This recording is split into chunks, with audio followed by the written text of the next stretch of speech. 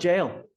Not fun at all. Wonderful. I hope you have a rotten hell of a toilet experience because then you learn. Sir, Now, all we know that you do is you take off. You don't show up. And the only way we get you is when you pick up new cases. How old are you, Mr. Guzman? 23. 23. You're 23 years old. You now here with us, you have an unlawful carrying of a weapon. We have it 2003. That case is around a year and a half old. You now have picked up a DWI. You are facing up to 6 months in jail and up to a $2,000 fine on the DWI. We're going to do probable cause. You have the right to remain silent. Anything you say can or will be used against you. You have the right to have an attorney present during questions and interviews. If you cannot afford a lawyer will be appointed to represent you, sir. Your Honor. On September 9, 2024, deputy was dispatched in an accident. Plaintiff one saw a black pickup truck coming towards her in lane of traffic. The truck swerved around her and clipped her front end, causing the truck to go into a ditch. Complainant one saw the defendant's face and saw him operating the vehicle. Complainant one saw the defendant exit his vehicle, go to the rear of his truck, and take off the license plate. Defendant then retrieved a bottle from the inside of his vehicle. Complainant one stated she saw the defendant leave the scene on foot. Deputy was advised by He dispatch. took the bottle with him on foot, huh? Yes. Nice. Deputy was advised by dispatch that a second accident was possibly caused by defendant's vehicle at 323 Gulf Bank Road. Complainant 2 was rear-ended by a black pickup truck, causing her to rear-end another vehicle while waiting on the stoplight. Complainant 2 stated she was only able to see the black pickup truck fleeing the location. Defendant was brought back to the scene where he was identified by complainant 1 as the driver of the vehicle and the person she saw leave the scene. Defendant had slurred speech, could not keep his balance, and had bloodshot red eyes. Defendant stated he drank 8 12-ounce cans of Modelo beer around midnight and received a call from his friend to go to their house in Gulf Bank Road to continue drinking. SFSTs were administered. HGN was 6 out of 6. Walk in turn was 7 out of 8. One leg stand was 3 out of 4. Paramedics transported the defendant to the hospital for high blood pressure. Deputy did not have a chance to read DIC. Defendant could not stay awake.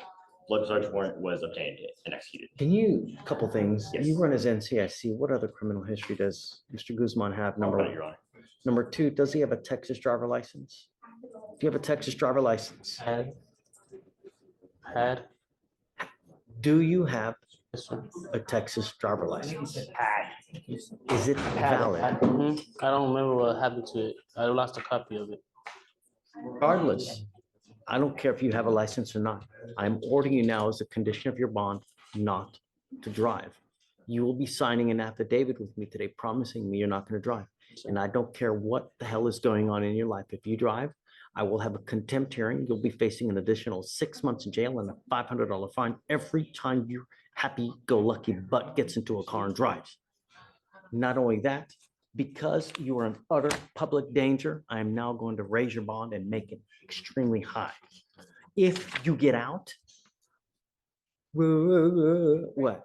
I promise I won't do it again. Sure, like you promised us the last 3 times? I didn't have no way to get to court. I didn't have no job. I didn't have nothing. I was homeless. Your Honor, he has no criminal history besides the UCW and DWI. That's all he has. Wonderful. I was homeless, so I couldn't do nothing. Mr. Guzman, did you hear the facts in the DWI? Yeah. Do you see how many people could have really been maimed? Sorry? I'm ashamed of myself. Good. Judge, he That's does have a, start to actually appreciating what happened in your case, because in Harris County here, every single day, someone dies from a DWI, and I'm not going to let you do it on my watch. Yeah, you're staying with me. And I'm going to tell you now, if you get lucky to where someone's going to pony up the money to get you out, you will be under a curfew because I don't want you out at night. I'm also on your other ankle going to put an ankle monitor so I know that you're not consuming alcohol. Do you understand? As it stands now, you will be stuck like Chuck with me unless someone bonds you out. Because I know if I let you out, history dictates what's going to happen. You got little wings on your back. Fly, little birdie, fly. No more.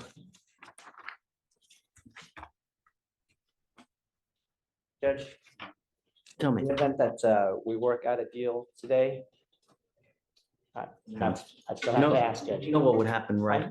I still have to ask on his behalf. I know, but what that would be doing is that would be setting him up to failure, letting him plead guilty just so he gets out. It'll be absolutely failure. Because what's gonna happen, you're gonna get out there and hopefully. All I can Sir, do is, I swear, I promise. You don't have to say anymore. Okay, he already knows, but he already has his mind made up. Mr. Guzman, how many times have you promised that to us before? That one time, Plus two more, when we gave you two more PR bonds on your unlawful carrying of a weapon. The only reason you are here now, homeless. does that I justify? had no way to do anything. You take the Dodge Patas, man.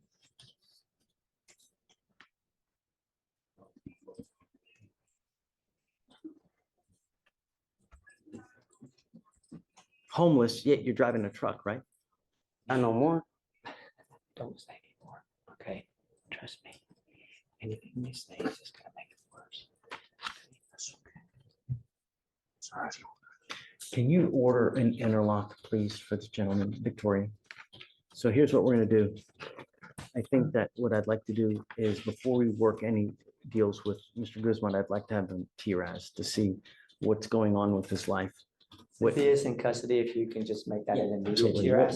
We'll move quick. We always do, just like my wife did. So we could probably have it done this week and then have results early next week. I want to know what's going on in your life, Mr. Guzman. So what I'm going to have you do is I'm going to have you evaluated by clinicians.